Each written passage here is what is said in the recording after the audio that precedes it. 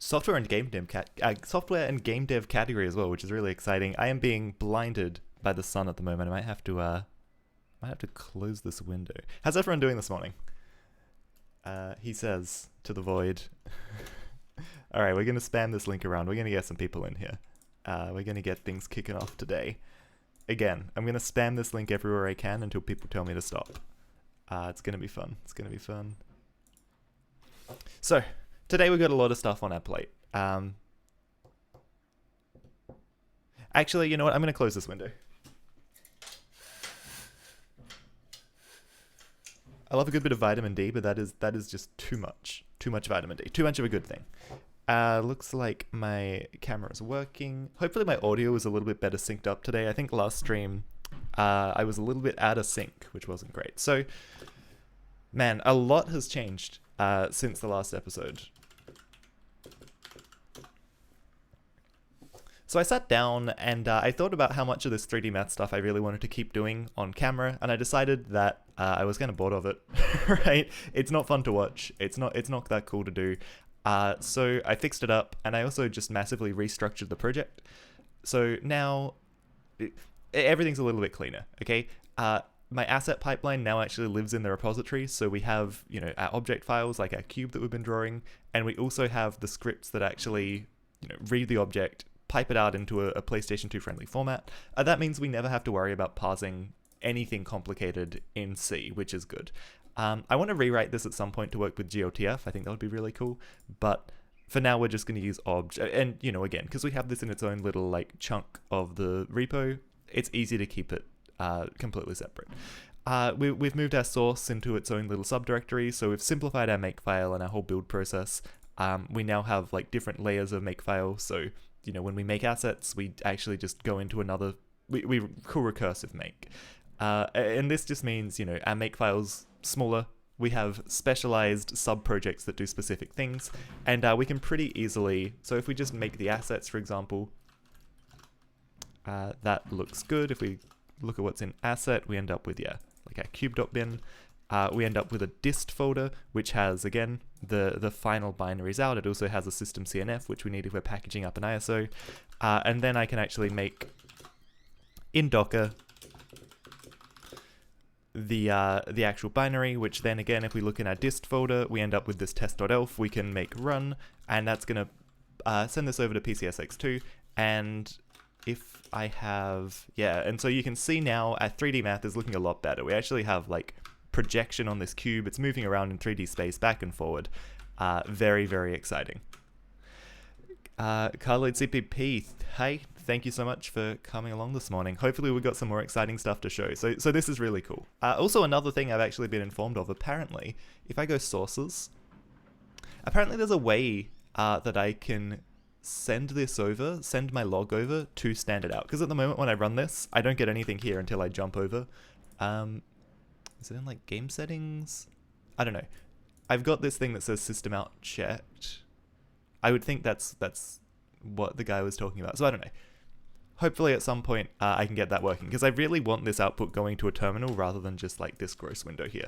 I was playing around with some stuff yesterday, and we'll get to that in a minute. But for now, this works. I can also rotate the camera. I just need to actually bind something to the keys that rotate the camera. So let's... and I've been verifying this all on hardware as I go as well this week. So I've run specifically this on hardware, and I might get out and do that a little bit later. So I'm rotating L1 and L2. I've got to actually bind them. I'm having controller issues. The only thing that's gone wrong with Linux so far for me, specifically analog sticks on this controller. So let's just put this on Q and E, and it's kind of hard to see because Q not doing anything. Okay, well, that didn't really go well, but take my word for it, we can rotate the camera around. So there are a few important things we need to do from here. If we look at our source, probably the most prominent thing we're going to see, like the way this all works, well, this is okay. If we look at our main, I guess. First off, our main is a disaster, right? I've done a lot of housekeeping around how the project works. Oh, and one more thing to show with the project, sorry, just while I'm going. Actions, we now have automatic, lint, and build steps, which is really exciting, right? So we have our PlayStation 2 code, every time we push something into our main branch or we make a tag, it goes out, it runs in a Docker container, which ultimately runs on Microsoft servers, and it builds software that will run on the PlayStation 2 and it packages it together, which is crazy. Do I use the twin PS2 to PC adapter? No, I don't know what that... I don't know what specifically you're referring to. Do you mean like the dev units or twin PS2 to PC adapter? I don't have my PS2 directly plugged into my PC. I have it on the network, and then I just load things to it using PS2 client and PS2 link. But yeah, if you want to download what I've been working on, I believe it should be accessible from here. Maybe not. Okay, no, I don't run upload artifact. I think I only run it on tags. I can't remember exactly how I set it up. PS2 controller to PC adapter. Oh, yeah. One of these like crappy $5 things that has 2 ports, but only one of the ports works. Yes. Worked beautifully on Windows. For some reason, PCSX2 specifically doesn't like the analog inputs on Linux. Pretty frustrating, but we can deal with it. If anything, it just encourages me to test on real hardware more often, so I can survive. I can deal with that. So yeah, this file is really messy. Like 200 lines of just a lot of stuff. We've still got this like weird comment from when I was thinking specifically about fixed point bit patterns. That can probably go. We need to move some of this stuff around somewhere. Like our main function is a bit too long. Yeah, it'd be good to separate some of this stuff out, I guess. I was actually playing yesterday with Lua scripting, and I've had a few issues with Lua, and I think it might be fun to debug them on stream, or at least less maddening to try and debug them on stream, because I was having a not fun time last night trying to work out what had gone wrong. But yeah, all this setup and stuff, I would love for like the setup part of this to be a script rather than baked into main. I think that'd be a lot cleaner. And then our main loop, you know, like, it'd be good to have a render start that did some of this stuff, and then, you know, a better system for actually drawing meshes that supports more than one mesh. So some kind of scene abstraction, potentially, which for now could just be a dumb list of meshes, but eventually we'll move towards things like, you know, I'll eventually, hopefully, do a KD tree implementation or something maybe, and we'll get smart about how we work out what we're looking at and what we're simulating. But for now, I've written the world's most primitive visibility check. If we go over to our draw, we subtract the instance position from the camera position, then we take the dot product with our camera's forward vector, and then we just test if it's like in front of that plane, I guess, of like, I don't know, vector maths, right? This is not a great way to test visibility, but at least it stops us drawing things that are behind the camera. As far as like updating the matrices and stuff, let me show you a quick montage, okay? I'm very proud of this. This is how 3D maths went, right? So this is like the last week of me fiddling around. I went from here. I went from here, right? Like just real weird stuff happening. I went through here. This one was kind of fun. The thing that just grows. Like, it's 2 of the vertices are glued to 0, 0, and then 2 of them just get super, super far away. This had no depth and no projection, and also weirdly rotated around a central point, and then, like, it gets really far off the camera and behaves strangely. Which is why you need to do good visibility checking, better than what I'm doing. This, again, something's glued to 0, 0, and then the other half of the mesh just, like, goes out to infinity really quickly. And then this guy had no projection into 3D space, essentially, I don't think. He was doing something. There was some 3D, there was, like, view transformation, but no actual projection being done, or not the correct projection, because this is a flat square in 3D space. And then this was like the classic issue that I had where I think this is kind of like where I ended last stream, basically, right? The weird skewing quad. So yeah, there was a lot to get through, basically. What I'm trying to say is 3D math sucks. Have I implemented clipping? No. It's on my list, right? But for now, I'm just going to use the dot product, and it'll be good enough for what I'm doing. But if I want to add more meshes, it's probably going to get messy very quickly if I don't do better clipping. So I don't know, I've been reading about clipping algorithms, but basically the problem with my 3D maths was some of my matrices weren't in the right column versus row format. I'm still a little bit confused about why one of them like isn't. So specifically, I've tried to get rid of using this like manual transpose. I was building all of my matrices in row major and then transposing them to column major because that's what the PS2 wants to do with them, or that's specifically what the PS2 math libraries I'm using want to do with them. But this lookat matrix, I thought I was building a column major matrix, so I didn't have this transpose. And then I worked it out by hand and I realized this was actually row. Oh, I don't know if it's row major, but to get what I wanted, I needed to transpose it. So I put a transpose in and now it works, and we have real 3D maths. So that's what matters at the end of the day. It works. Do as, I don't know, don't do as I do or as I say, but learn from my mistakes. Work this stuff out properly ahead of time. So that's really cool. That's really cool. And it works and it runs on real hardware. So I've got a few branches that I've been doing things in. Let's go over to the Lua branch. Oop. Cool. So I'm having issues with Lua, and we're going to have to make clean here. And the issues with Lua I'm having are that when I run this, it blows up PCSX2. Oh yeah, hold on, I remember. So I've got this set up so that it runs as normal. I can move the cube around, but then when I hit the X button, it's going to try and execute a Lua script. And when I do that, not only does it not do the right thing, it actually crashes PCSX2 completely. Which is like, oh boy. The virtual machine has gotten very confused. So if I go over into here, and this is where I ended my delve into madness last night. So this is the debugger of the PlayStation 2. This is all the code in the system, like just living in memory. We can go through the function that's causing me trouble. It's called Lua raw run protected.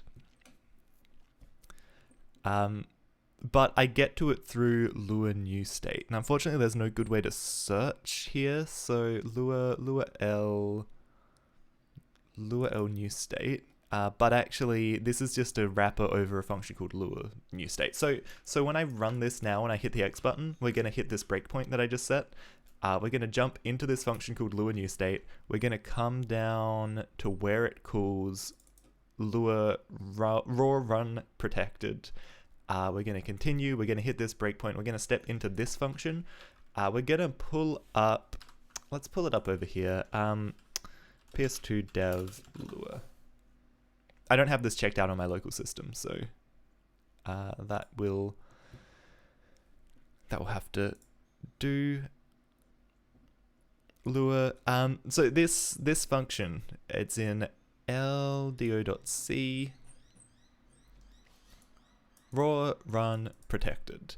It uses this Lua I try, and then it calls a function. But this try is a wrapper over where is it? If you were in C++ mode, it does a try catch. If we're in not C++ mode, it sets. I don't know. It does some long jump, some set jump stuff. I don't really know much about set jump. I've never really used it, but I get the gist, right? We're using this so that we have a way to recover if the function that we call goes wrong. So, if we look, if we look at raw run protected, the important part of this, right? So it does some setup, it does some stack stuff. It calls set jump. It does some more stack related things, and then we're going to jump and link to our v0 register, right? So we can look at what the value of this register is right now. So coming into this function, v0, it's some address in memory. We can jump over to wherever it is in memory, you know, whatever. So, but of course, this isn't going to stay the same, right? Some stuff's going to happen. So when we're calling this function, the calling convention says that we're going to have arguments in a0 and a1. And so we're here right now. So a0, a1, a2, right? These should correspond directly to the arguments. and that should be right. So we have a Lewis state. Where are we? We have a Lewis state, which should be an A0. We have a function pointer, which should be this, and then this is just getting passed in null. So the value we care about here is what's in A1, 11CE88. So if I don't know if I can find that, well, I can find it here, right? 11CE88. So, oh God, I mean, this is probably not the best way to do this, but 111. This is going to be a lot of scrolling. This is going to be too much scrolling. So what I think is happening is we're trying to jump to 0, basically. We're trying to jump somewhere that isn't valid memory, and that's causing it to explode. So we're going to step through this function. We're going to try and work out what is happening to A1, sorry. A0 is our Lewis state, A1, our function pointer. So we add 240 to the stack. Is that 240? It's something like that, right? We add like 200 bytes to our stack, and then we fill in the gap. We set v1 to a0. I don't know why they use OR for this. Whenever I've seen like MIPS or RISC assembly, I've seen add used for this. I don't know why OR here. It may be some like weird pipelining thing. I don't know. So we set v1 to a0 or 0, which is just a0. We set, and then we load. So A0 is a struct, right? A0 is our Lewis state, which is just a big complicated struct. So we get something into V0 out of that. Actually, so V0 is set there. If we look backwards as well, yeah, right before we jump, we pull V0 off the stack. And actually, it probably makes more sense to look at this backwards, right? Because I'm guessing A1 gets put on. We load A1 from the stack to D8. If we look back here, A1 gets pushed onto the stack at this address. So A1. So we really care about what happens to this A1 value between here and when it gets pushed onto the stack. So store, is this double? Is this storing a double from RA onto the stack? Store word. So this pushes A0. This stores a pointer into the stack in A0, which is interesting. And then we're gonna V1 here is our Lewis state. So this is setting a value. It's setting a value in a struct. I think that's our Lewis state, right? Because we got it from A0. It should be. Then okay, we're loading we're loading a value from our Lewis state struct into V1. We store A1 and A2 on the stack. We store V1 on the stack. We put a 0 on the stack, because why not? And then we call set jump, which we don't care about really. And now A1 should get overridden, maybe, potentially. We're going to load A1 from the stack, and A1 gets zeroed. So that's a problem, right? So now, when we get to this instruction, right? Oh no, sorry, A1 gets zeroed from the stack. V0 comes off of the stack, but is also 0, right? So I kind of messed that analysis up. But the important thing is, A1 goes onto the stack at 0xd8. Oh no, it comes off at 0. Sorry, that's a DO, not D8. I'm no expert in MIPS assembly, but this seems. Oh no, sorry, D8. That is an 8. Yeah, so D8. I was looking down here. So this should be whatever A1 was when we pushed it onto the stack, but A1 was a memory address, and now when we pop it back off of the stack, it comes out as 0, which is just such a huge problem. What if we look at our stack pointer here? Follow in memory. We can pull up the stack, right? We can look at this. Where are you? So stack pointer FFDO. So we're here. and it's D8. So DO plus D8. Oh boy. Oh boy, it's too early in the morning to be adding hexadecimal numbers together. D is 11, 12, it's 13, so it's going to wrap around. It's going to be 1 E, F, O. It's D. It's going to be B, right? It's going to be 1B, I think.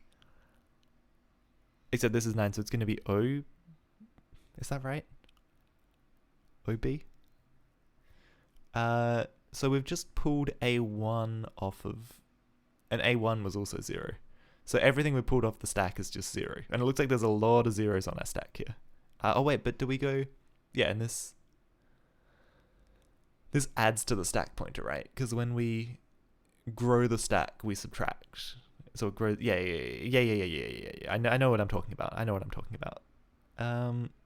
There's a lot of zeros in here, right? None of these look like the memory address that we want. So I think we have to run this again. So when I hit run here, we're going to hit this jump to address 0, and it's going to crash our program. It's going to completely crash PCSX2. This is a bug in PCSX2. Maybe something I should look at fixing. I don't know, like maybe there's a good performance reason it isn't fixed. Who's to say? So we're going to do the same thing again. We're going to step through it a little bit quicker, and we're going to see what happens to the stack as we push things onto it, and then see maybe set jump is somehow breaking our stack here. But basically this shouldn't be happening, right? And this is the classic PlayStation 2 dev experience. Something breaks in a really strange way, and then you end up just absolutely going crazy trying to work out what this freaking assembly means. Step into, and then we're going to come down to run raw run protected. We're going to step into. Okay, so A1 has a function pointer. So we're going to step over this first one. Now we've moved the stack pointer to where it's going to stay for the remainder of the time we care about. So follow in memory. Okay. So this is loading a value from a struct. Here we're saving something into the stack. So do we see a change? Yeah, we see a change like down here. And then A0 is a pointer to something on the stack. We store something into our Lua state. We load something from our Lua state. This is the important instruction, okay? So A1, it's going to be this value here. So we're looking for 11CE88. So step over 11CE88. It's here. Can I highlight it? Okay, well it's here. It's here. And now as I step over, I expect this to stay here because we're going to try and read it back later. Okay, so our stack pointer as well. Does our stack pointer stay the same? Our PC moves. We jump and link. And set jump overrides it. Boom. That's our problem. That is our problem right there. So why does set jump override the stack? Okay.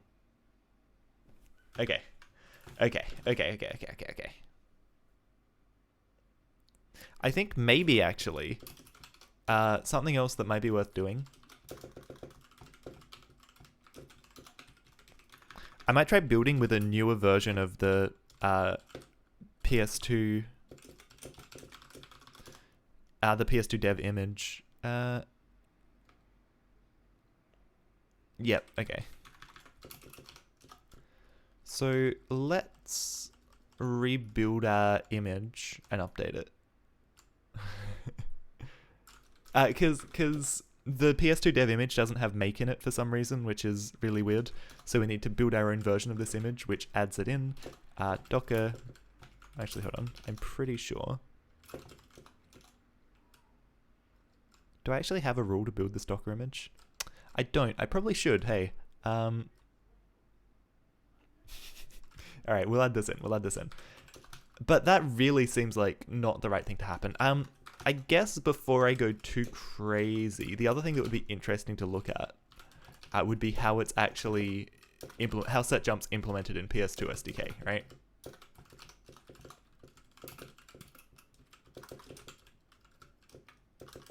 set. Cool. So where are you defined? Set jump, set jump, set jump H. That's IOP kernel. We're in EE. So is it not defined here? Is this like more fundamental than PS2 SDK? Is this like,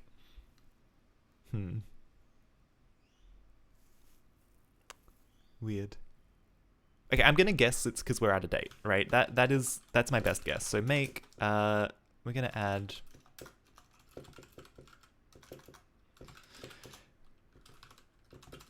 docker build t docker image. I think that's all we need, right? Sweet. So while this is building, I hope everyone's having a lovely morning or evening. That was extremely quick. Did I download a new image? I'll assume I did. Alright, well, let's see. Let's see what happens. Is this going to behave better? Still crashes. So set jump is zeroing out our stack. Why? What does set jump do? Google, how is set jump implemented? Let me also Google set jump clears stack. Clears stack. Because I don't really know that much about what set jump does. Thanks for the cookies. Investigating set jump, found out set jump saves registers such as instruction pointer, stack pointer, etc. Can't the data in the stack be modified between the call to set jump and long jump? Wouldn't long jump not work as expected? When you push on the stack, when you call set jump, all current frames are in the used state, and equals state plus set jump, how they call frames on the unused side, calling long jump after the function which called set jump is returned in calling long jump after the function which called set jump has returned invokes undefined behavior. Yeah, that makes sense. That's not where we are. Now it's possible that local variables in some of the existing call frames are modified after set jump. Yes. Okay. They're not meant to save the stack. So does the function we're passing in then break the stack, right? Because the idea with set jump is we come back there later, right?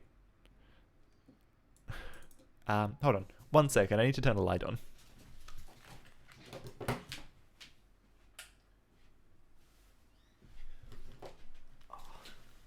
It's just going a little bit crazy there. I had the window open before, nice beautiful sunlight coming in, but oh man, okay. So how is this implemented? Is this just like a magic thing that GCC knows how to do? Here's the other thing, right? The function that we pass into raw run protected might be significant here. So I think it's in. Is there a state? Is there an else state? There is. I believe this is where our function comes from because we're in Lua new state. We're calling raw run f Lua open. I think that's defined in f Lua open. Global state, unused, stack init. Now this looks suspicious. We have a function that's doing something undesirable to the stack, and we have a function called stack init. So how is this implemented? Stack init. Perfect. So we have a Lua state, and we have another Lua state, which is interesting.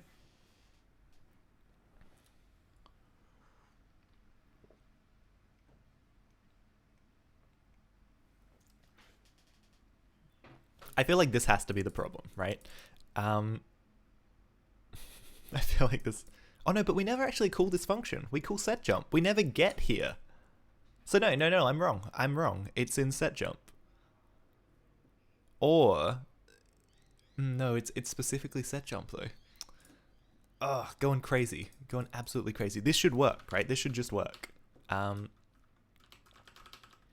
This should just work. Do I get EE include? So does setJump come from the toolchain rather than... I don't know. Okay, I don't think that's actually that important. How can I fix it? How can I fix it? I don't think I can fix this without modifying Lua, which I really don't want to do. Of all the things that can go wrong, right? You don't expect set jump destroying your stack in an unexpected way to be it. Yeah? Like, holy crap.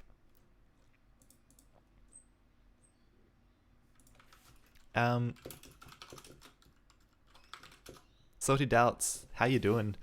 I'm going crazy, man. I'm going crazy. I just stepped through the debugger of a really weird problem. It's doing my head in. Reminder, it's Father's Day. Yeah, no, I'm going to send my dad a text right after this. Maybe have a chat. Yeah. Man. But yeah, happy Father's Day to all the dads out there. Or Australian Father's Day anyway. I think it's different like everywhere in the world. So does that not pull? That means we already have the latest PS2 dev image, right? Oh no, hold on, wait. Whoa, I'm crazy. I'm going crazy. PS2 build. This is what I want.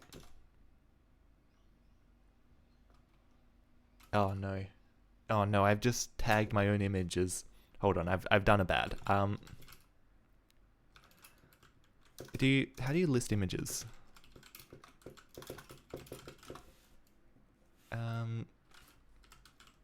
Docker images. Is it RMI to 309 E3F 98DC5B 309 E3F. Okay, well let's copy and paste here. Yeah. Docker my.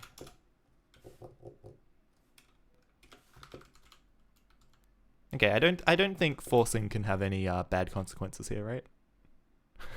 Right?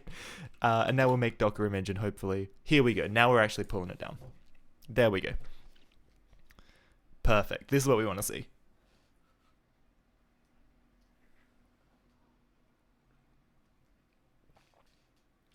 At Lassie. Lassie is my computer's host name. I've got this long-running tradition. My first computer that I ever had was called... I think it was called Spot. And so then when I got a second computer, I called it... Oh, crap. So my first computer was a hand-me-down, and it had the hostname Spot pre-configured. My second computer I called Rex. My laptop is called Rover, and this desktop's called Lassie, the hostname. So... this operating system install. So I always name my... I always set my hostname named after a dog, basically. I don't know, it's just one of those fun things. So once this pulls down and installs, we're going to maddeningly step through the PlayStation 2, or the PCSX2 debugger again. We're going to work out, basically we're actually crashing our emulator here, right? Because we're trying to jump to address 0, and it's crazy. It's crazy. But yeah, for people who maybe missed it, I showed just before, I've got everything nicely set up in this project now. So we have GitHub Actions. It runs builds for the actual PlayStation 2 software, right? So we're building PlayStation 2 software on Docker images that are running ultimately on Microsoft hardware, which is absolutely insane. You can't download it. I'm only like saving assets from tags, or saving artifacts from tags, but you get the idea. Docker. All right, let's see if this works this time. I think we actually have to clean first. Make C source. Sweet. Never worked with GitHub Actions. It's just a builder. Yeah, exactly. So you can run anything you want, but I'm running a build step. All it does, it's fairly standard stuff. It runs some stuff in a container, installs some things, makes some things. Really easy. Really simple syntax. I really recommend learning it. I'm lucky in that I've gotten to use it at work in the last few months, so now I can just like easily pull it into personal projects, and it'll just make sense. Anyway, I've rebuilt this on the new version of the Docker image. Hopefully that was just like a weird set jump bug, and it's all gonna be fine now. So I'm gonna pull up the debugger. We're gonna break. We're gonna find our Lua new state function. And we're going to step through this again, hopefully for the last time today. Lua Allure new state. Okay, so we're going to put a breakpoint on this cool new Allure new state function. This function is causing us to crash. So here we go. Now we just want to jump in actually to the subcool. You'd hate to be a PS2 dev watching this. Well, PS2 devs back in the day had better tools for doing this, right? They had the PlayStation 2 dev units are incredible. It's basically a single board computer and a PlayStation 2 shoved together in a single case. They can communicate directly to each other. You know, you get this interface to controlling the PlayStation 2 via the PC side, and you get like really good debugging information. It's super interesting. I'd love to have one, but they cost hundreds and hundreds of dollars because they're extremely rare. So basically we're just trying to hit this function, right? And we've been stepping through this function because... So MIPS calling convention, right? Argument 1, it's going to be a function pointer that we're ultimately going to try to jump to, right? So when we get down here, let's put a breakpoint on it just so it's obvious. When we get here, we're going to try and jump to whatever's in this address, but for some reason, because we call a function before it, we have to store it onto the stack, and then when we try and pull it off of the stack, we have been pulling 0. What's promising here is the stack manipulation seems to be a little bit different. We're using different numbers. Something is different in this compilation, which is very, very good. So we're going to step over. We're going to go down to where... Well, actually, hold on. We're going to jump over to the stack in our memory view. Where are we? Stack, pointer, follow in memory view. So we've got it down here. So we're about to... well, we're going to push this into stack. You know, you should see something change down here. We're going to be looking for 11D478 in our stack view down here. So we're going to step over 11D478. Here it is. Okay, so now when we hit set jump, we want this memory address to still be here on the stack after we call set jump. And it's still there. We've done it. We've cracked it. It works. I was using an outdated version of PS2SDK and it had a bug in it with set jump. Absolute insanity. And so now when we actually jump, we're going to jump to the right address because we've pulled the right address off of the stack. What a nightmare to debug that. What an absolute nightmare. And now when we run, perfect. And it actually like logs some stuff about Lua. Cool. So let's pretend. Yeah, let's get rid of all our fun breakpoints here. Cool. Okay. Where's Okay, let's get rid of this. Let's get rid of this. So you can see I was like commenting stuff out as I went because I was going crazy. I couldn't work out what was going on. So host test.lua.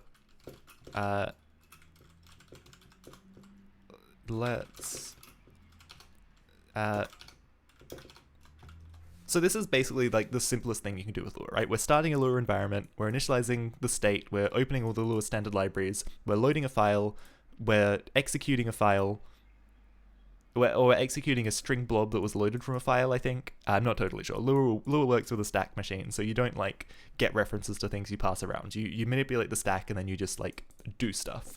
And then we're gonna get a global called value. So let's say value equals 5. And when we run this now, hopefully, we're going to see stuff happen. So, did that... Failed to load Lua file. That's progress at least, right? That's more than we had before. That didn't crash our emulator, so we're making progress. Okay. Failed to load Lua file host test.lua. Keep it in. So when we load our mesh, that's host cube.bin. So that looks fairly similar. Oh, this main file is so messy. I really need to clean this up.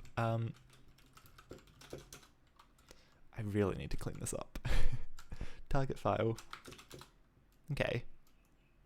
So it does look like we can actually load it though, right? We get a file descriptor.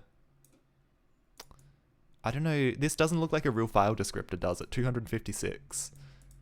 I suspect that maybe isn't, because when we load the cube, we get like, well, you know, we read from ROM, we get file descriptor 2, we read a cube, now we get file descriptor 256. Okay. I mean, it looks like a real file descriptor then. I take that back. I eat my words. Test lure. Have I just got this backwards? What happens if I just ignore the return value?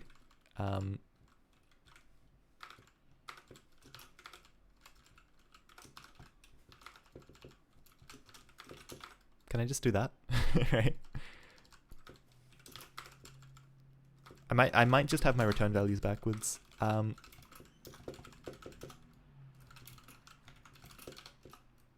Test or lure, make run.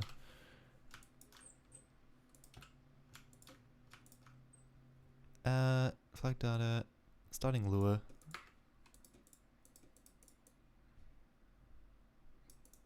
And then I do nothing with this value, right? Script.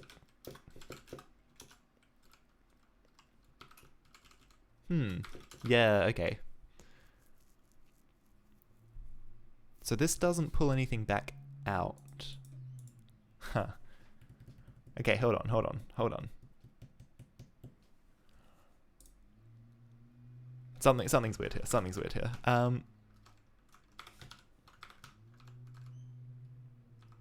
So if we go into test lure, we really should, we need to check the return value of this stuff, right? And I think lure does actually give us errors, potentially. So let's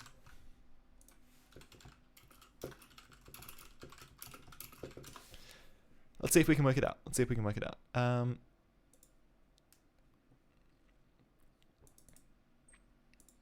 So there's, oh yeah, it gets pushed to the stack, doesn't it? I don't think that's really what we want.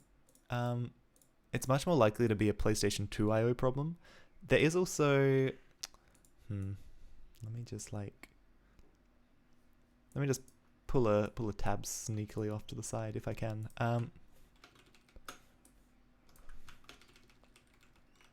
Cool. When in doubt, steal code from other people, right? So PS2. Because yeah, like this really feels like it's correct at this point. Of course, you're in.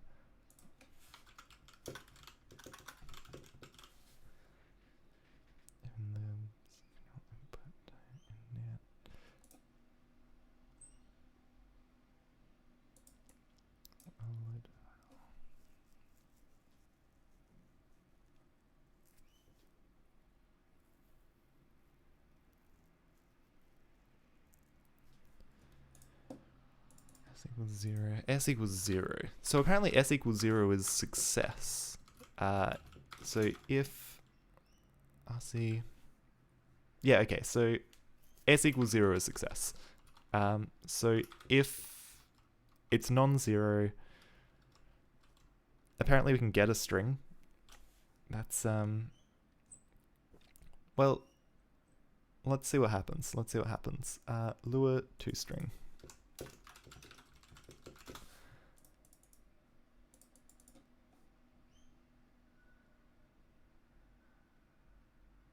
Oh no, that's only after we're called. So this is fine, and then we're gonna ask. Yeah. So then we can get, when Lua tries to execute stuff, if there's a problem, it's gonna push an error to its stack. We can grab something off of its stack.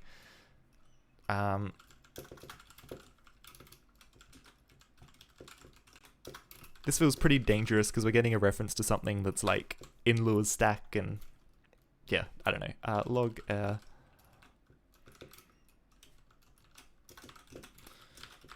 Let's just do this for now. Let's just do this for now.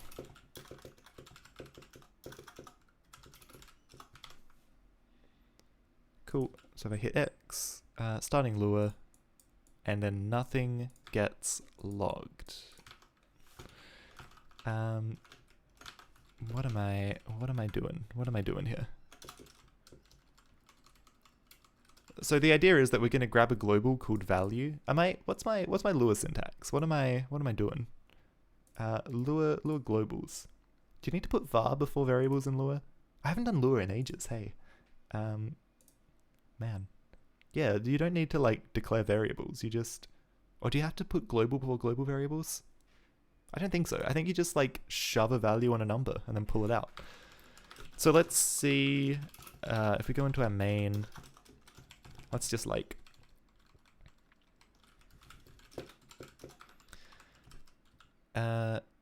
and also actually let's just not check. We're checking if it's zero, and then not, and we're not returning zero, so of course nothing's happening.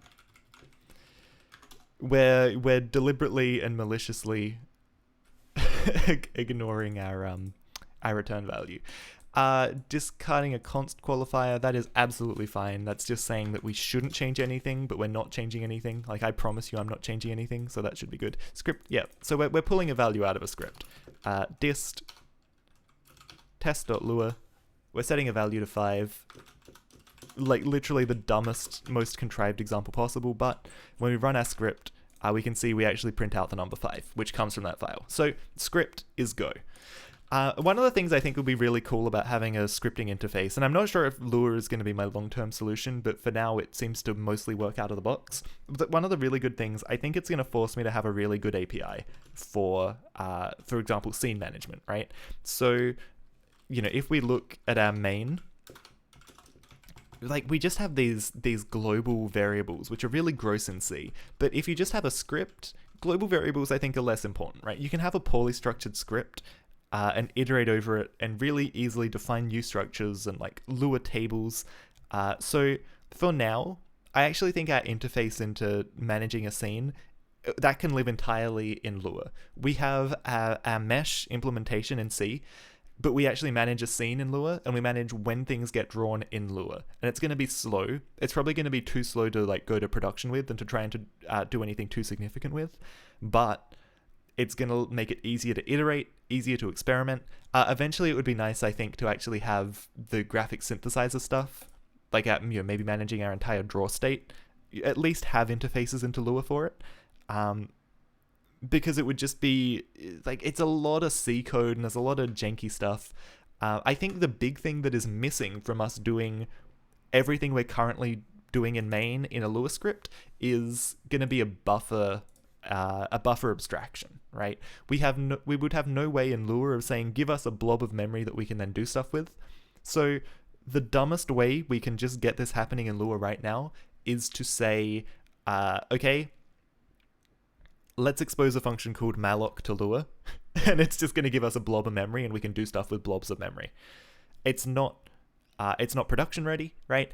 It's not what's the word I'm thinking of here?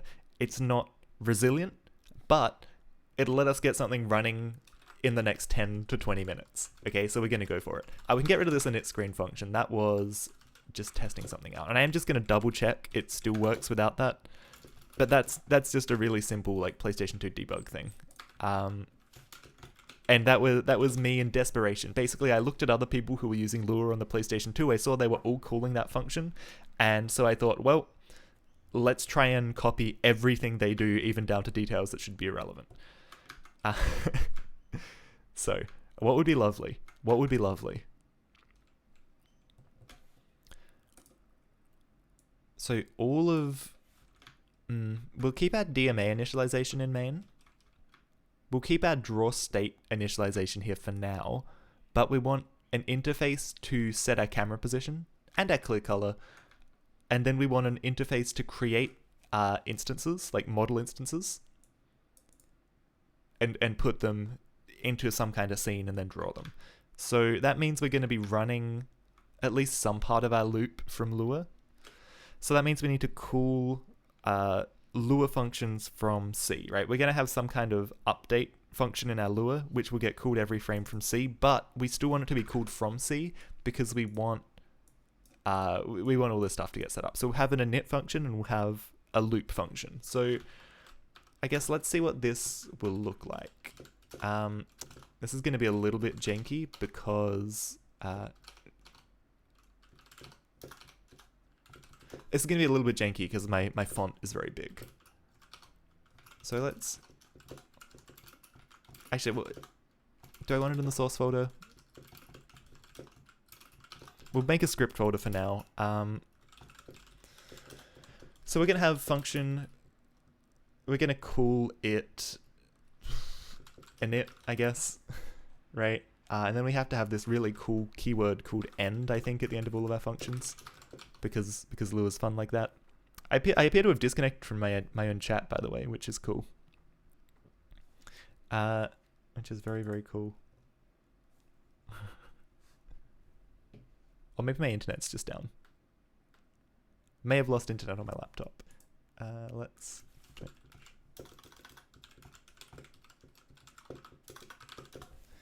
Sorry, just going to make sure I can still see my chat. It will be less towards the camera, but there we go. We'll deal with it. We'll survive. Cool.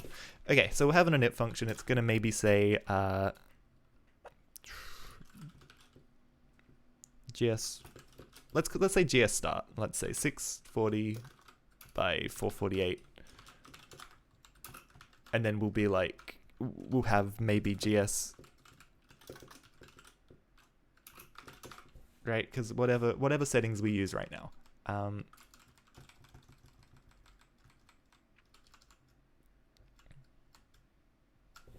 Yeah, we're interlaced. Oh yeah, and then we're gonna have PSM32, PSMZ32, 24. Sweet.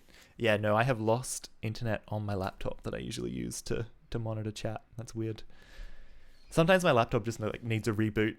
It freaks out whatever freaking Wi-Fi managers are on there. Just get very confused eventually. So something like this, right? Something like this. Or I guess the other option is we could say like GS set and have like a flag. So we could say like vid width 640, right? GS set vid height 448, and this way we only have one function we need to bind into one function and a couple of constants we need to bind into Lua state, and it might be cleaner because then we can write a higher level Lua function, right? And that's fine. We can write whatever high level Lua function we like, but as long as we have this kind of very simple binding that allows us to set all the fields of the struct from Lua, I think there's some merit to this as well. And then eventually we call like GS init. Or maybe we actually have like a global graphics state, you know, like a reference to something that we do. Okay, we've got options. So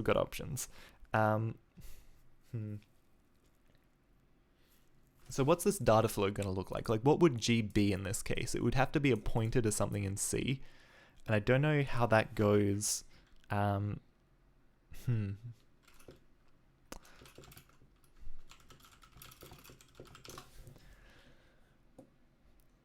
So, what's annoying as well, this is Lua 5.4, and the Lua book only seems to go up to Lua 5.2, I think. I'll have to like buy the Lua 5.4 book, which isn't fun. I guess I can afford it. It's actually not that expensive. Lua's a really cool project. Support people.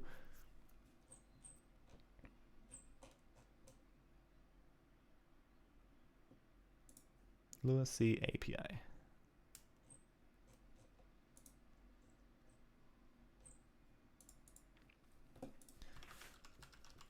So let's go for now with the simpler option, right? We'll have dumb global state in C, and we'll have a window into it from Lua. And we're going to say 640, 448, and whatever else we say, right? Let's not let people set... Let's not give an interface to set PSM and PSMZ. We're going to fix them for now because it's complicated. But we will say interlace, and we'll define this from C as a magic constant. That'll be beautiful. And then we also want to, again, we're gonna interface to dumb static state. So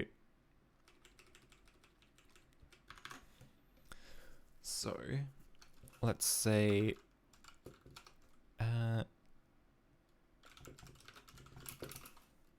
cube mesh equals, again, we're just going to have a function that does this. So what currently happens right now, we'll wrap it in a function and we'll allow it to be called from,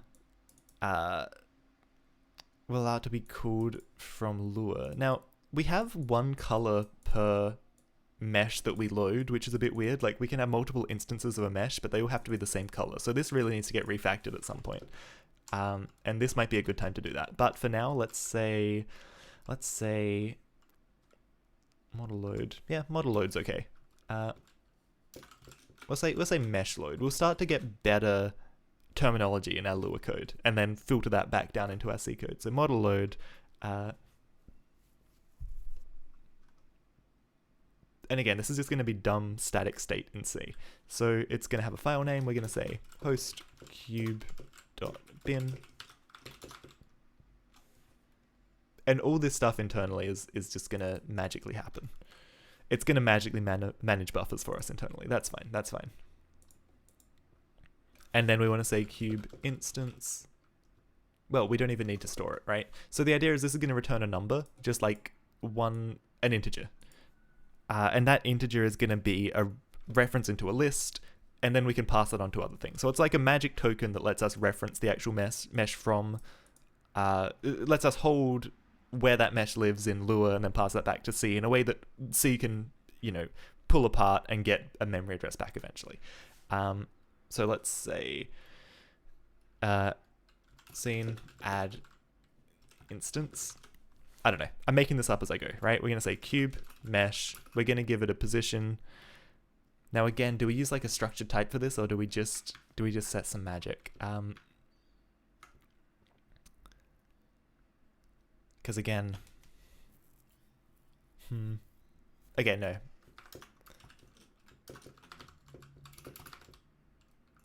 Then we're gonna get a magic token back, and then we're gonna say instance position. I will say like 0. Let's say like 10, 12, 0, and then we'll say instance scale. 0.7, 0.7, 0.7. So again, I think this model actually makes a lot more sense here. It's going to make sense once we start actually doing the C side of it, hopefully, if this isn't clear why we're doing it like this. And then eventually we could have like a higher level create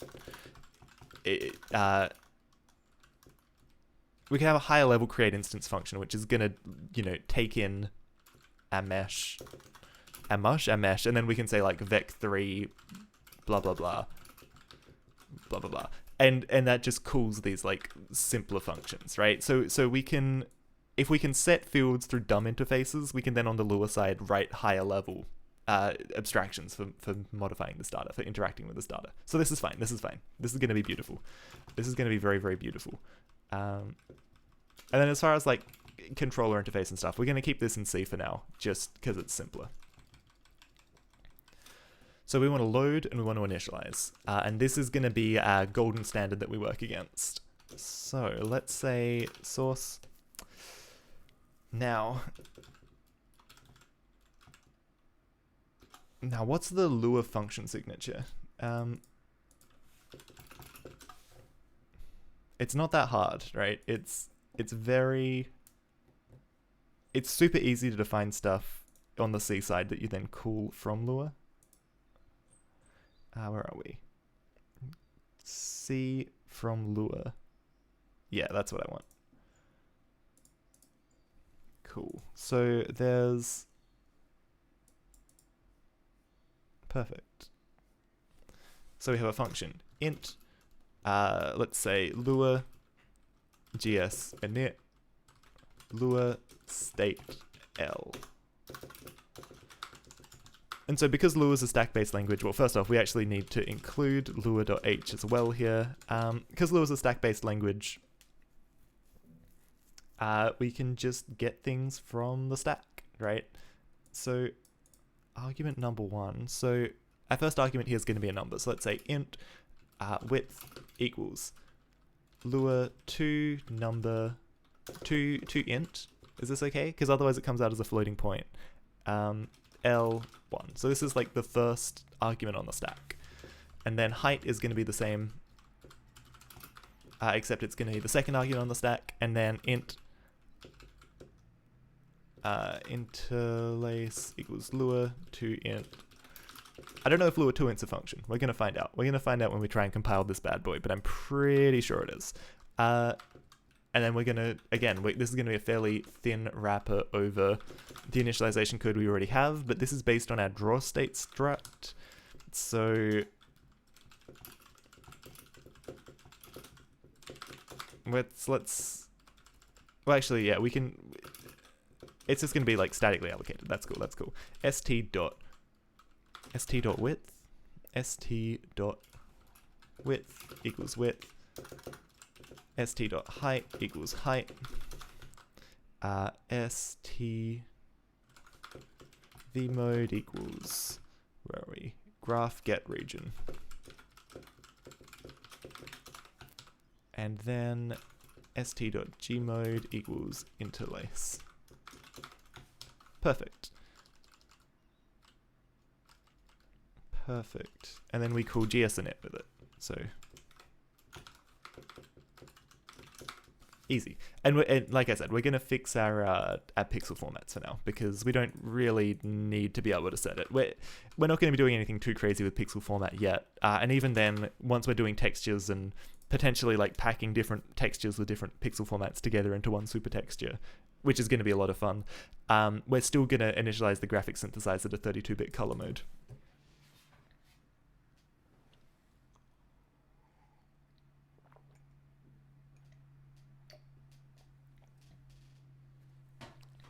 I think the only time we wouldn't set this to PSM32 is if we were rendering to a texture that had a different color format.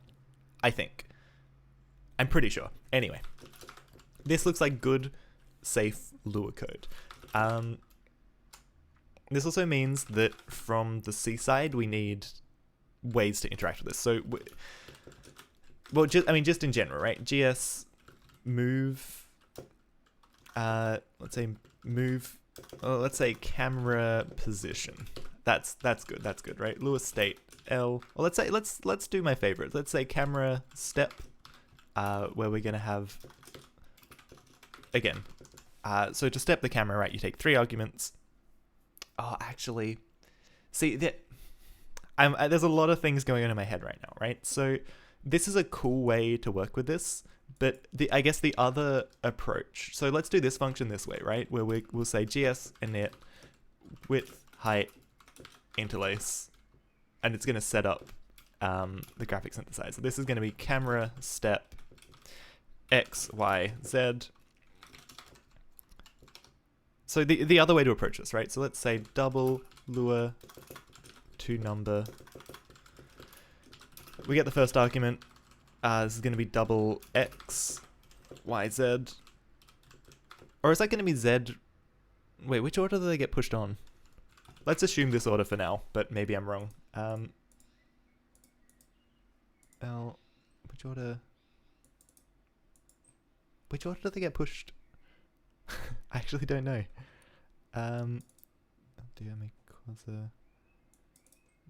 Function registered with Lua, same prototype, integer with a number of values. The function does not need to clear the stack before pushing the results. After it returns, moves out of the stack, blah, blah, blah, blah. Before we can use this function in Lua, you must register it, blah, blah, blah. Yeah. But what's Lua calling convention? I guess this is what I want, right? Okay, for some reason that went to a different tab. That's fine, that's fine. So, main tables, blah, blah, blah. Crudely access C structs. That's not what I want. Lua, what's Lua stack argument order? Someone else has got to have asked this question, right? Argument positions, that's not what I want. Okay, whatever. Maybe here. Cooling law functions, push number, first argument x, second number. Okay, so it looks like they go in the obvious order. Also, isn't Lua 0 reference now? Let's see, we'll find out. This will explode if we reference things on the stack that don't exist. It won't be pretty, right? It will not be pretty. So the other way of approaching this, right? We have, like we decode the arguments and then we call the actual C implementation of it, which X, Y, Z, if I can get my arguments in the right order, right? So two ways of thinking about it. One, you have C code and Lua code living next to each other. In the other, you have Lua code as an like a very thin wrapper over a C function. And I think I actually like this more. Lua GS.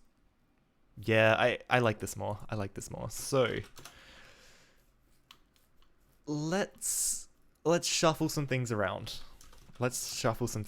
Source draw state.c. Again, we're going to operate on really dumb global state, which you shouldn't do, but so be it. Let's say int draw state cool. And so now this no longer lives, like our dumb static state no longer lives anywhere that actually touches Lua, which is good. You really don't want that. So we'll have an int, we'll have a height, and we'll have an interlace. So W, we'll make these dumber variable names, because why not? Perfect. And then we're going to call draw state init with our width, with our height, and with our interlace value. Beautiful, beautiful. Have I got Wi-Fi back on my laptop? I do not. That's cool, that's cool. I'm just going to reboot my laptop real quick.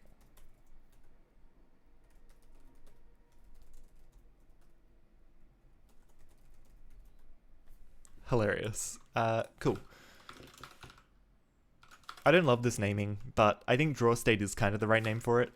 And also this is going to be draw state camera step. And this should get less dumb as we make this less static, but we'll deal with it. We'll deal with it. I think I can also return this, right? Draw state camera step. Float X, float Y, float Z. And all this is going to do is st.camera pos 0 plus equals X. This is going to be plus equals Y plus equals Z. Beautiful. Need a new laptop. I don't know. I think it's actually just a Linux issue. It's a Linux issue I've had with many laptops in the past, and I will probably have with many laptops in the future. They just struggle. I'm guessing I actually have two conflicting Wi-Fi services somehow. I don't know. I need to really like nuke this laptop and reset it up because it's not so great. Like just on my part, it's not so great. And then we also want a version of this function as well that just jumps. So rather than stepping these values, it's just gonna set to them. Then we also need a int draw state camera rotate. This is the only other thing we really do right now. Float Z. Cool. st.camera camera. I cannot spell. It's really odd. How do we set this? Camera rotate. Oh yeah, we only rotate Y equals Y.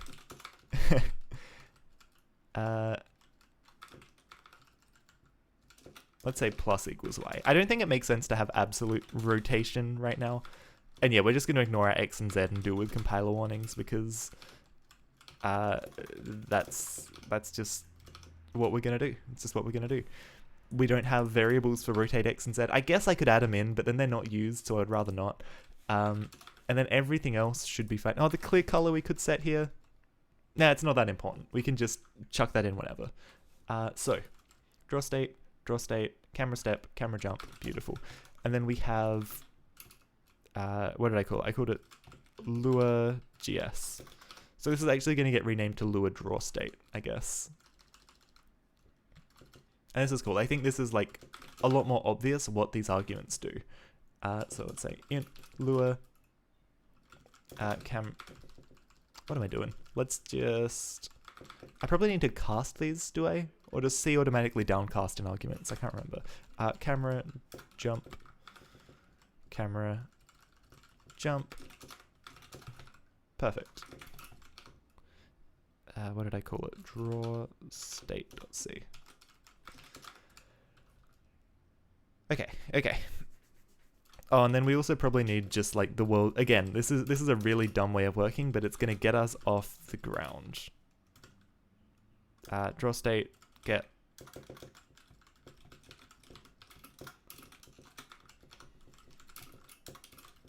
This just means that we can actually get the draw state from like our main function, for example. So, man, I actually really need to start committing some of this status. Okay, so get.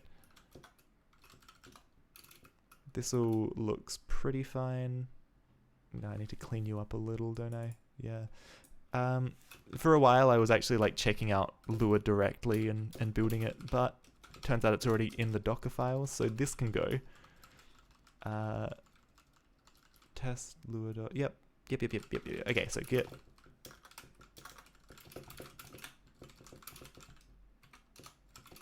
We are on our Lua branch, right? We are. Good. I haven't really thought about how this is going to work as far as having a stream branch as well. We may not have a stream branch from today. Maybe this is all just happening in the Lua branch. So.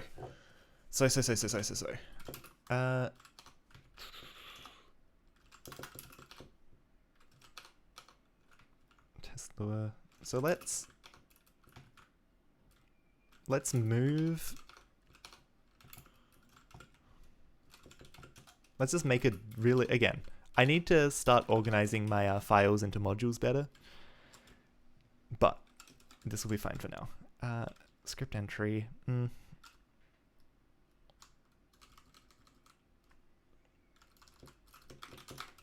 If I'm starting Lua.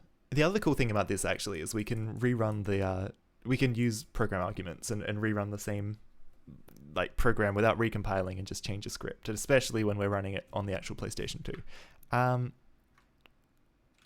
Okay, my brain's melting a little. I'm going to take a quick break. I'm going to stretch, and then I'm going to come back and smash this out and get it working. Just a minute.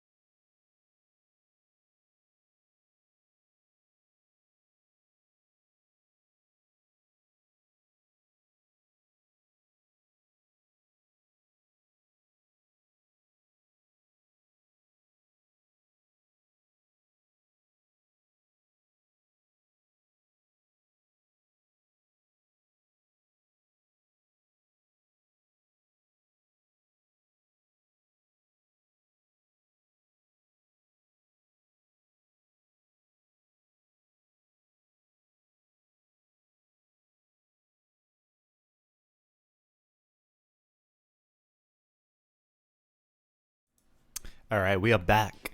We are back, and I can see chat again, which is very exciting. I love it. I love it.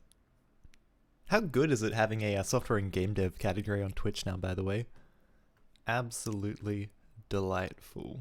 Now, now we are doing some Lua scripting. We're making better interfaces into interacting with the hardware components of the PlayStation 2. Oop. Twitch is trying to force me. Trying to force some streamers on me. That's all good. That's all good. I appreciate Twitch going to the effort of promotion. Now, as it stands, we have a really messy main function that's doing a bunch of stuff it doesn't need to. We're gonna swing some of this stuff out into a nice Lua script. This is our placeholder. This is our kind of template that we're gonna work around. What we're moving to is still not the best interface, but it's gonna be workable. It's gonna be better. This is gonna be a gradual, iterative process. Okay. One win at a time, and right now the biggest problem for me is recompiling stuff just to make a small change kind of sucks, especially while we're experimenting with hardware. So the more we can have interfaces to that hardware that are a bit more dynamic, you know, a bit more snappy, a bit more flexible, I guess, the better off we're gonna be.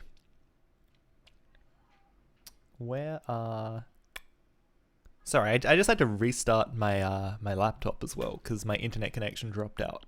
Sometimes my laptop just decides it hates me and doesn't want to do anything until I reboot it. Wonderful, wonderful piece of hardware.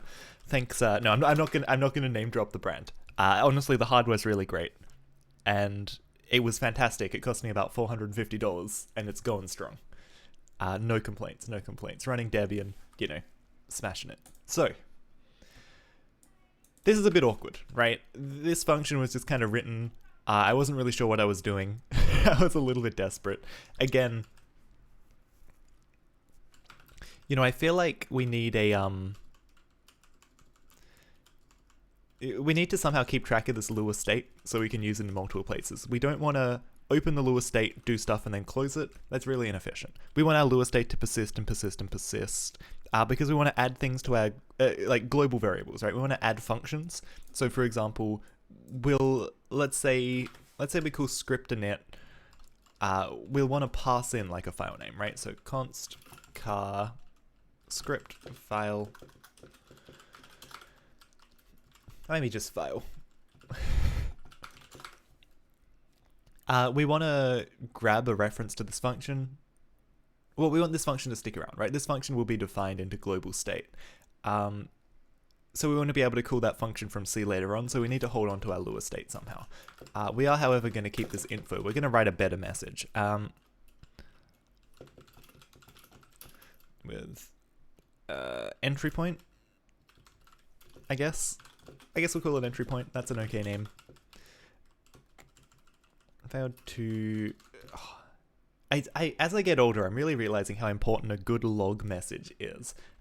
To start Lua state. I don't need to log the file name again because I log it before. I'm on the fence about what I should do if I need to log it again. Fail to execute Lua file. Now I want to log the name because the error was probably actually related to the file rather than this Lua new state function, right? A good logging message just makes me so happy now. And now, let's say Lua execution error because this is when we're actually executing the file. Beautiful. And we actually get an error message from Lua, which is just so delightful. And now we want to get rid of this. We want to get rid of this Lua close. We want to return our Lua state. Struct Lua state. Beautiful. Okay. Maybe it's time to like get rid of this window for a little while.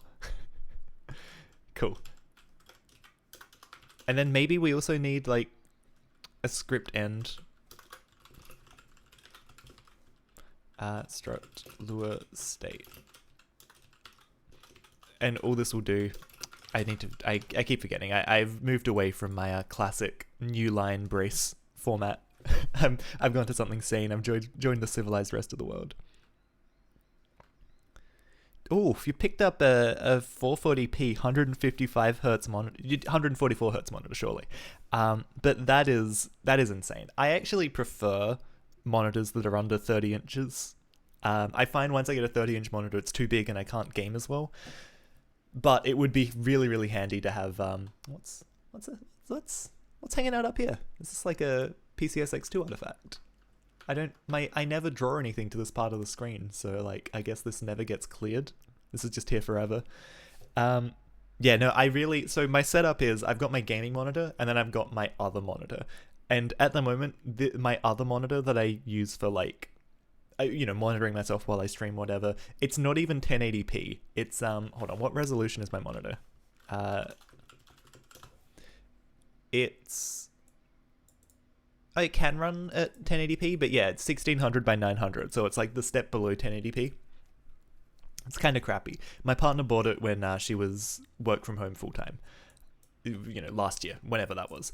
But so the goal is eventually to get a nicer monitor as my second monitor, keep this one for gaming because this is an awesome gaming monitor, but then have a monitor that's nicer for like reading stuff on, and higher quality, one that doesn't just like wash everything out and look like garbage all the time.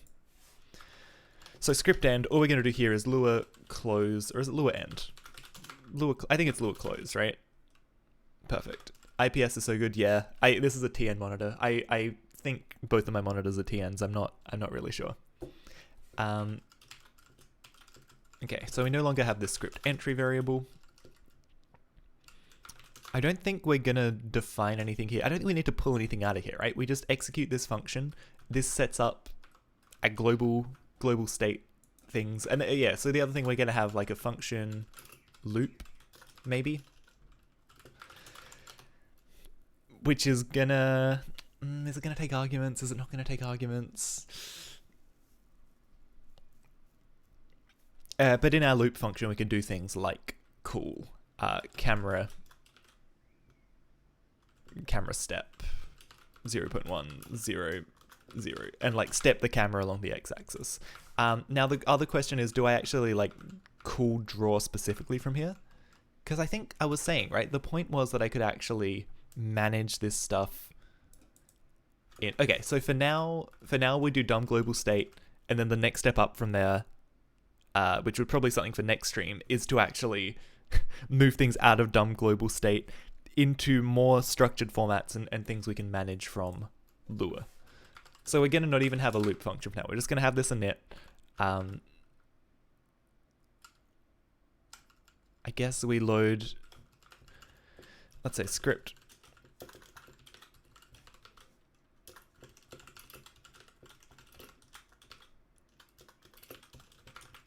Let's move the actual calling of this init function into its own C function, because like this is already a little bit. And the name init here is kind of bad, because then we actually have a function called init in our script that we want to call, but we're not going to call it in this function. Iffy names. What's a better name for this? I guess it's more like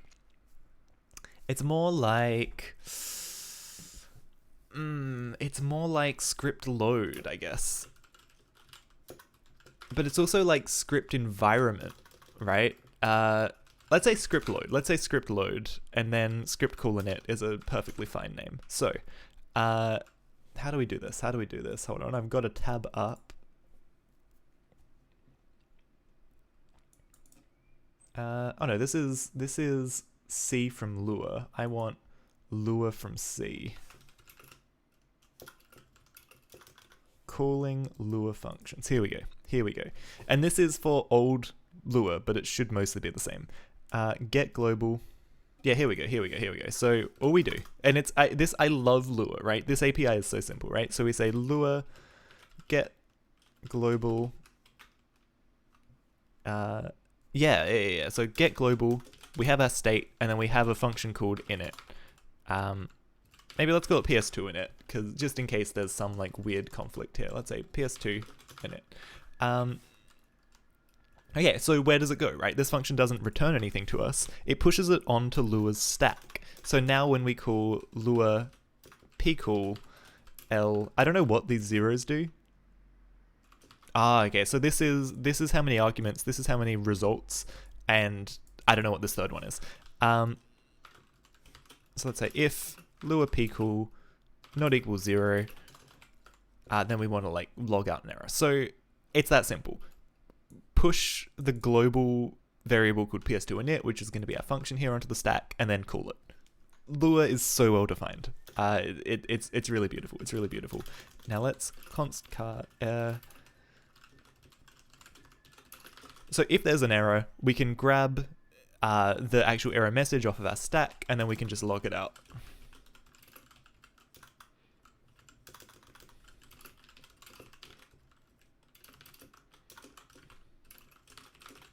It's so good, it's so good. And let's also make this a const while we're going. Perfect. And actually, let's just like, let's make this even better, right? Let's just wrap this up with our custom error handling. Cause why not, right? Then we can just call whatever function we like later on. Maybe simple call, right? Because this is a function with no arguments and no return values. Because I think quite a few things we're going to be calling into Lua are going to be of this format, right? Like our loop function probably not going to take arguments. Probably going to have a function that can grab some kind of global state, but not going to specifically take arguments. Or maybe we're going to bind it in, right? Because this is the other thing we can do. If we have, for example, function loop, we could, what's a good example? What's a good example? Right, we could clear the screen. We could have some like GS or like, you know, global drawing state. We can actually bind something to a variable before we call this function. We can bind something to a global variable before we call this function, so that will then be accessible without passing it in as an argument. And then, I don't know, like there are pros and cons to if you want actual like function arguments that get passed in, if you wanted to do like the weird global variable stuff. I think definitely if you're thinking about it from like a C point of view, the idea that you set a bunch of global state and then you call Lua functions makes sense, because then you can call a bunch of different functions. You don't have to worry about arguments. You don't have to worry about the stack. And that way you can also imagine from Lua, like you're just using a variable, and I guess that like it's always the same variable name, but what that variable means changes as the C program executes. But it's almost, from the Lua side, it's like a constant, right? You never set it from Lua. You just read it, and depending on what the state of the program execution is, it can mean different things. So I don't know. That's the kind of direction I'm feeling with that. And then yeah, Lua close, easy. We need to jump over into a Lua header file.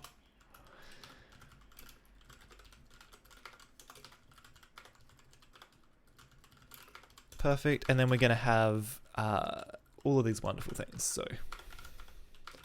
script load, simple call, and script end.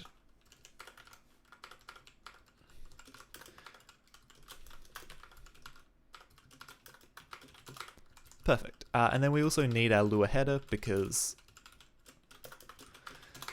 this is defined at the Lua header. We need that struct. Awesome. So now we can delete our test Lua function, because our test Lua file. I already got rid of it. Perfect. Let's run a quick cheeky make clean while we're here. Okay, so we're going to move this Lua.js to Lua draw state. That should be fine. This is just our Lua interface to draw state. Oh yeah, we probably don't want that to be called Lua.h, do we?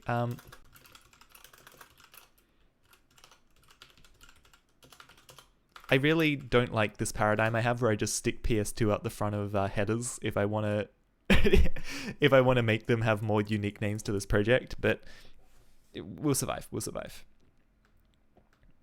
We will survive it. Okay, so PS2 Lua, we have, let's move Lua.c as well to Lua.c. Let's move it to PS2 Lua.c. Or actually, no, hold on. I've got a better thought. Oh, I got this Lua folder. We actually don't need this anymore either. Okay, I'm cleaning up as I go. PS2 Lua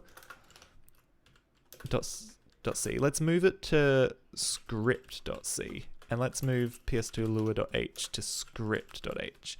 I think this is better because, like I said, I don't know if Lua is going to be my final destination here. I do have a Scheme interpreter that I ported to the PlayStation 2, but I'm not as good at Scheme, and a lot of the file.io stuff wasn't working very well. So I'm a little bit on the fence about what to do with it. Okay, so we have script.c.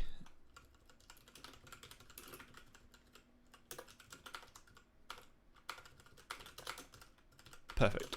So this should be nicely implemented. If we jump over to Lua draw state,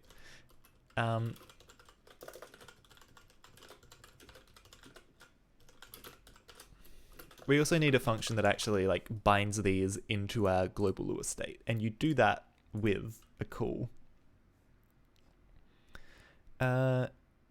So again, this is super simple. I love how well designed Lua is. Push C function. We have our Lua state, and then we have just a pointer to the function Lua GS init. And actually, we want to do this at the bottom of the file because none of these actually need to be like exported anywhere. These can all have static linking. I'm pretty sure this is fine. We'll find out pretty soon if it isn't. So GS init, and then Lua set global. Right, this pushes a value onto the stack, and then we give it a name, GS init. Perfect. Actually, we can probably even make a macro for this, right? Define Lua def C, like define C function. Let's just go Lua def fn. And all we're gonna do, right? Lua push C function L. I think that's how you concatenate a symbol name in C preprocessor macros. Let's see if this works. Lua set global L, and then it's gonna be the function name in quotes. Again, oh, does that work? Hold on. Token concat.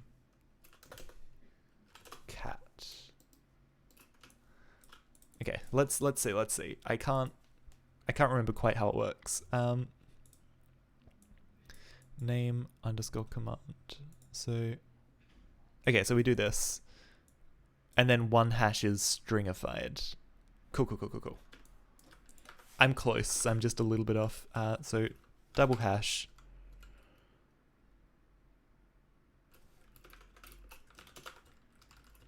And then fn. I think that's what I want. I think that generates this. So let's go Lua def gs init.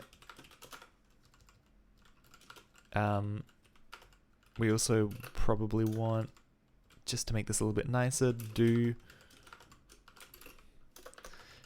if you wrap your C preprocessor macros in a do while, it just guarantees you don't get like a weird syntax error if you forget a semicolon or something, and you can be really confident about you can be fairly confident about like how it works.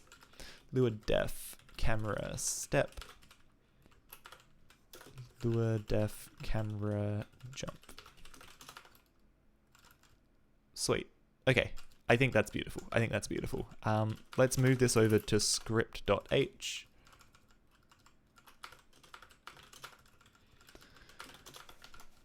Hopefully that doesn't conflict with anything. Include script.h.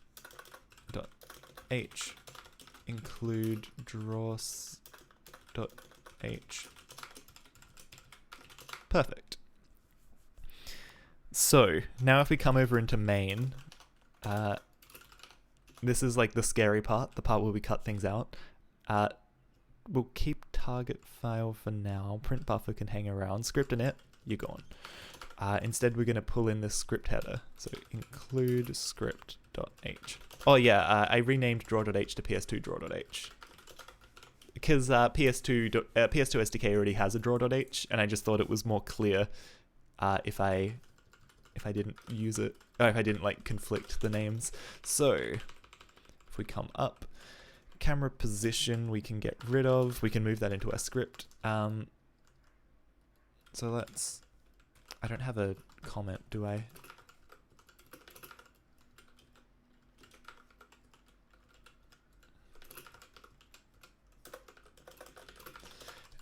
But I can say camera jump.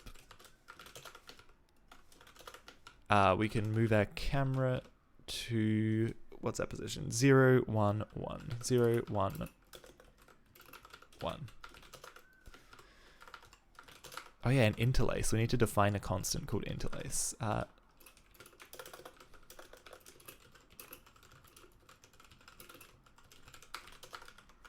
We'll do that in a sec. We'll do that in a sec. So this can go. Oh wait, no, that's in. Oh, that's in render state. Not. Wait, hold on. Oh no, I've done something very silly here. Render state. Oh no, it's render state. I've just called it the wrong thing. That's fine. That's fine. So draw state.c.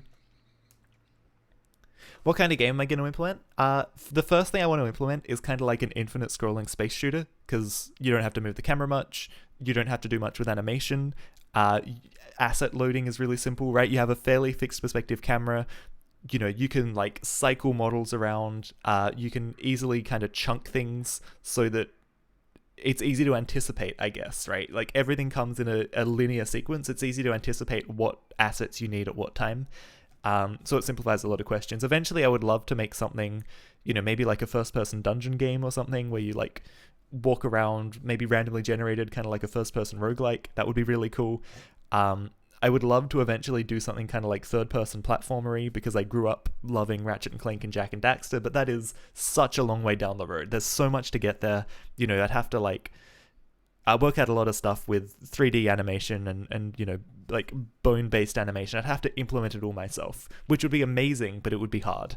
But I feel like if I targeted like a level of graphical fidelity that wasn't too far beyond the PlayStation 1, like not aiming to look as good as a game like Jak and Daxter or the original Ratchet and Clank, if I set my bar a little bit lower, it would solve a lot of problems around the PlayStation 2. Like if you cut corners, you can make things look good without going to too much work and too much crazy optimization. It's awesome. We'll get there.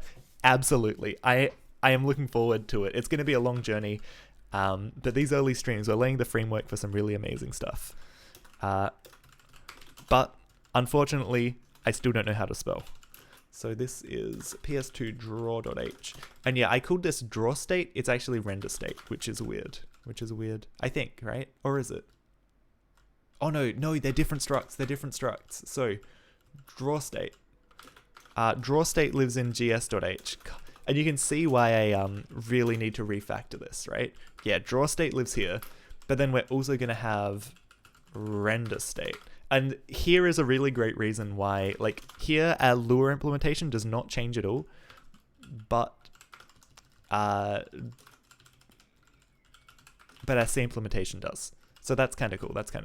Every ST here, we're just going to replace, oh no, not every ST. These STs we're going to replace with an R, and these STs we're going to replace with an R, and this ST we're going to replace with an R, and this we're going to replace with an R, because we actually want the render state. We never actually need to see the draw state outside of this, but the draw state the draw state doesn't have the click color. Yeah, perfect. Okay, this is fine. Oh wait, no, but I need the Z buffer when I, I've got a conundrum, because this draw state mostly is only used once. Like we pass it into GS init here, but then as we come further down, it's used in exactly one place. When we enable and disable tests, it uses the Z buffer. So I guess we can just say draw state Z test. I guess we can just move it into a function, right? So we're starting to wrap some of these lower level PS2 SDK functions with things that are a little bit higher level, and eventually are going to become much higher level, I hope. I really hope.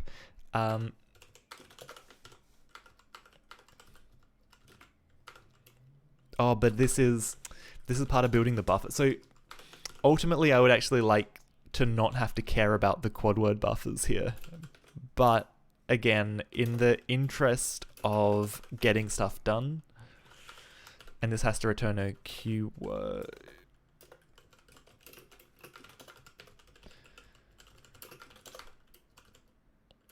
If enable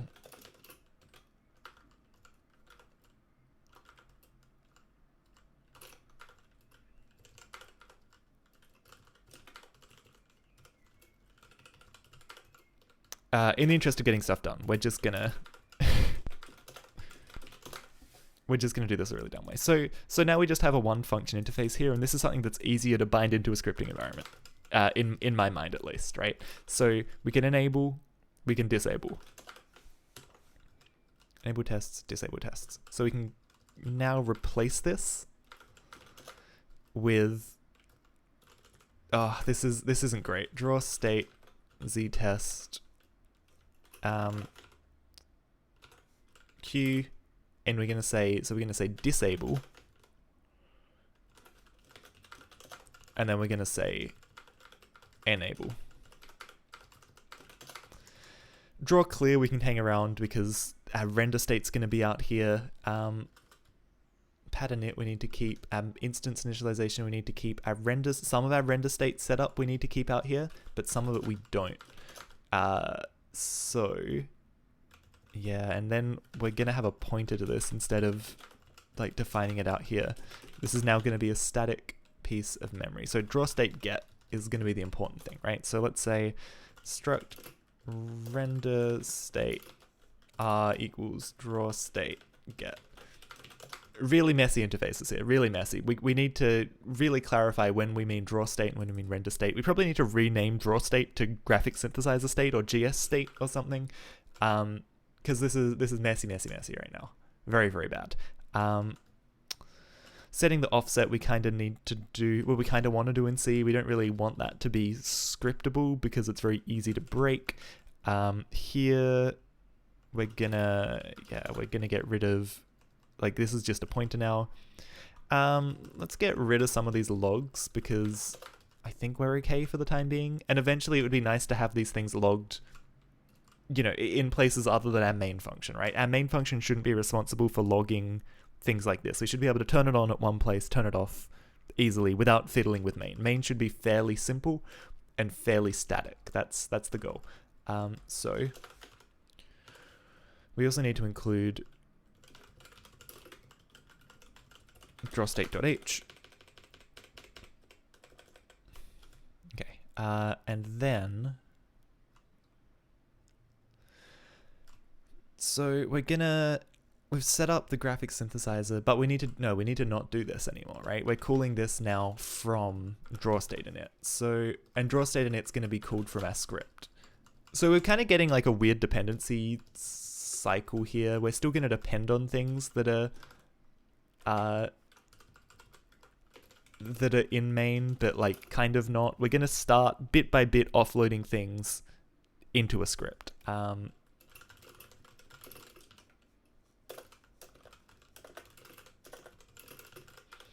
Cool. So,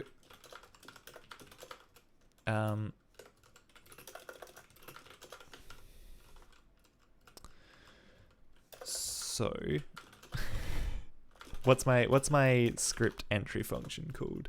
Script load.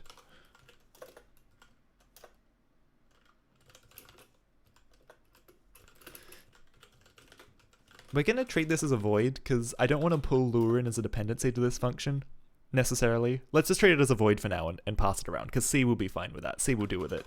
And our script function is going to be called, or something to that effect for now. And then we're going to say script simple call lure, and the function is going to be init.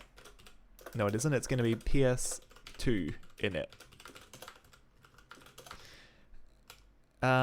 But we need DMAC to be set up first because we DMA stuff. Oh no, we don't DMA stuff actually.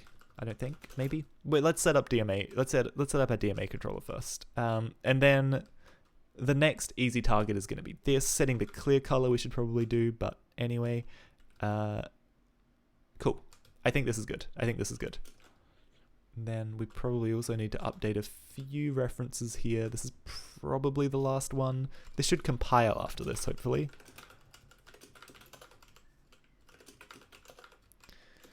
Awesome. Okay. What happens if I compile now? What happens if I compile now?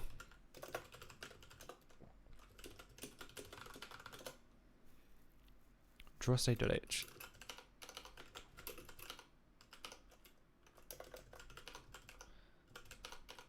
Oh, I don't actually have a header for this stuff. Bit of an oversight. Drawstate.h if and def source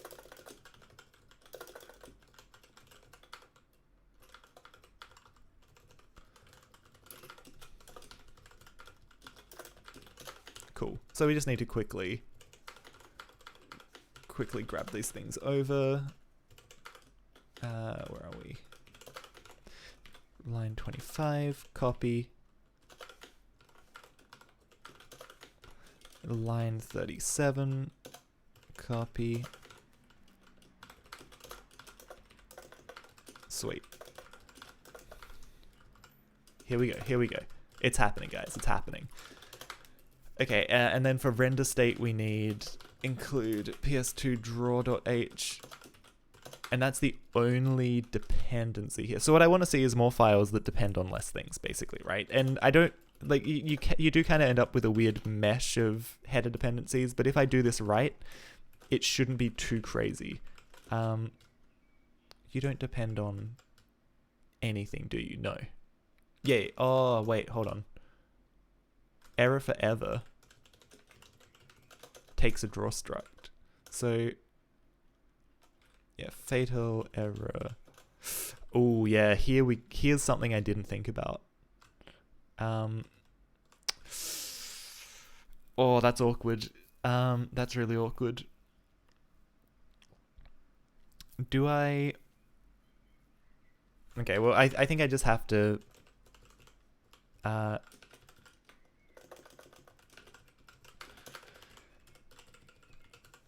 I think I just have to make another really dumb getter function. I'm going to think this through properly one day, and it's going to be beautiful. So this takes a draw state. Yeah. Okay, so now everywhere I have st, everywhere I have st, that's fine.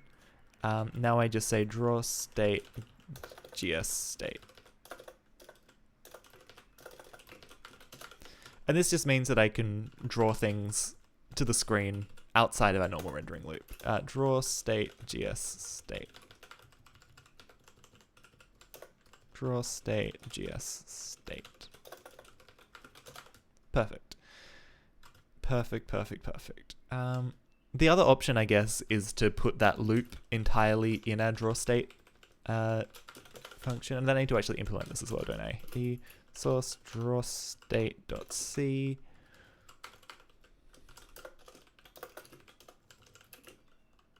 Return st. Okay, so what if I build now? How far are we getting here?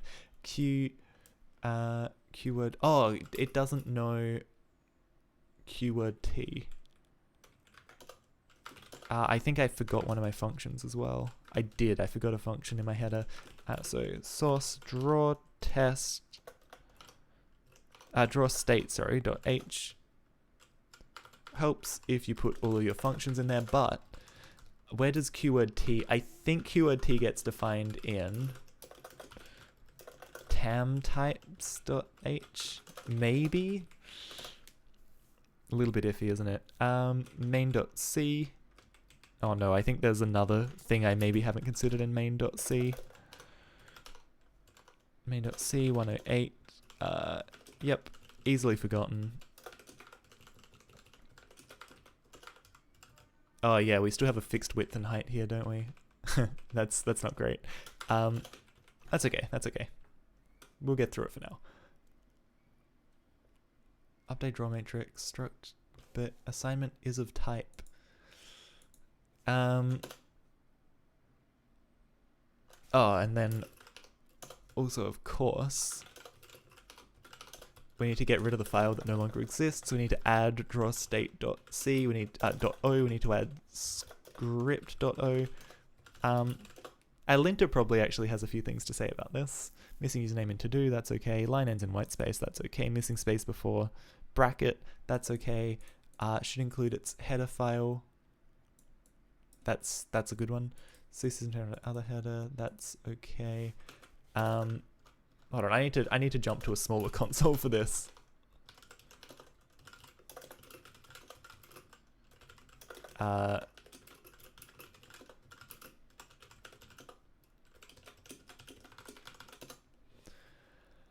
Oh no. Drawstate.c.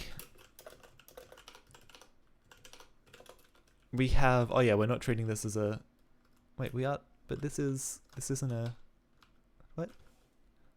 Undefined struct render state, struct render state undefined. That's because we have to include drawState.h. Look, I think it's good practice to actually include the headers for the things that you need in the source file, even if they're already in this header. It can't hurt to include it twice, and just in case your header changes, you've still got the things you actually need in your source file. I think that's good practice. I think that's good practice. Cool. Okay, we're cutting down on these errors. Unknown type name vector ps2 draw.h.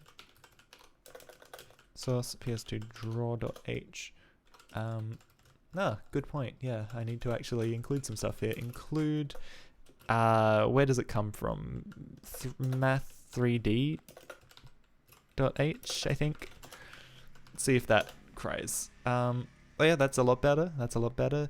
GSPSM32 is undefined. Now here we go. Now we start to cut down some of these unneeded headers in main, which is really good.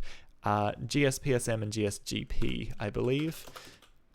And I think we might actually just be able to get rid of them altogether. Source draw state.c. System include should come first.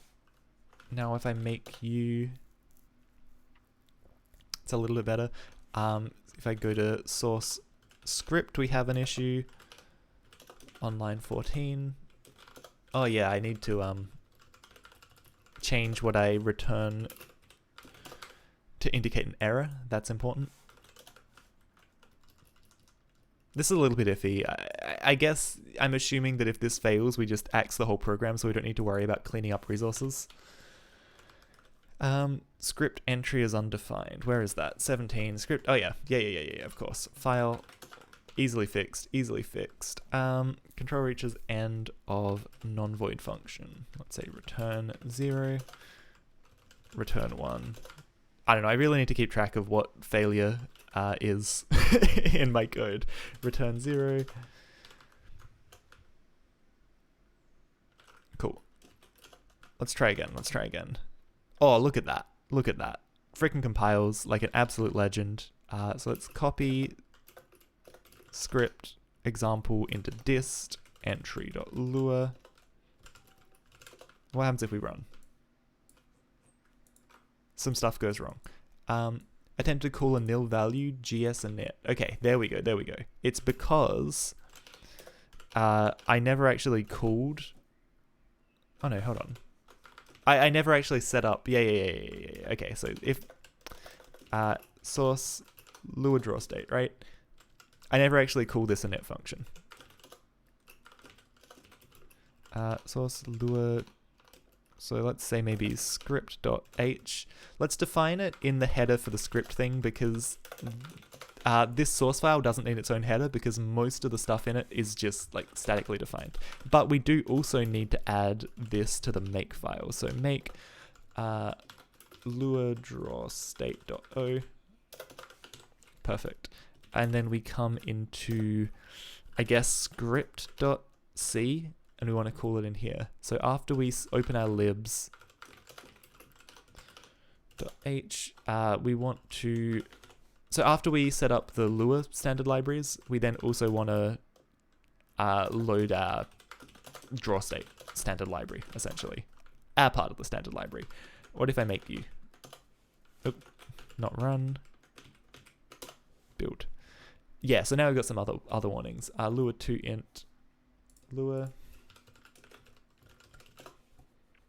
What's the API? What's the API? Lua 5.4 API. Cool. Let's see. The standard libraries, basic functions, Lua standalone incompatibilities. The API. Here we go. Functions and types. Lua to number.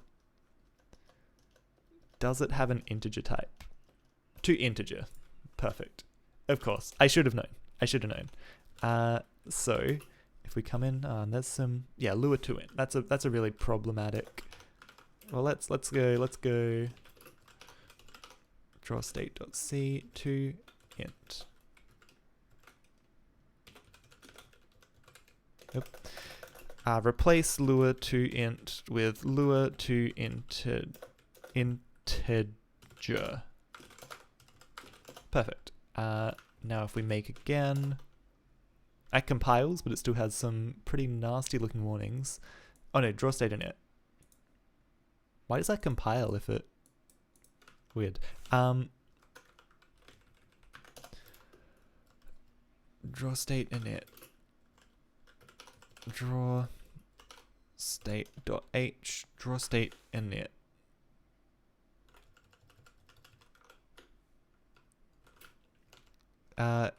It's because in Lua drawState.c I don't actually grab in drawState.h. Okay, now we should be good. Perfect. Yeah, just a few things. Yeah. That's beautiful. No return statement. Perfect. Okay, we can run this now. And some stuff goes wrong, but that's okay. Fail to load cube.bin. I think we must, if we look in dist, so make, that just means that we did a make clean without actually rebuilding our asset. So now we can run it. Nice. That does something. I mean, it actually initializes the graphic synthesizer, right? So that's pretty much perfect. That's all we could really ask for. We've lost our mesh, but that's okay. So, oops, hold on. I didn't mean to do that. We've lost our mesh, but we're initializing to the right mode, and that's happening in a script because we got rid of that code from our main function. Right, there's no graphic synthesizer initialization here. I love it. Potentially our camera position isn't being set properly. 0, 1, 1. That should be fine. Who's to say? But we're making good progress here. The other thing I just want to quickly try and see what happens. What happens if I load the teapot model instead?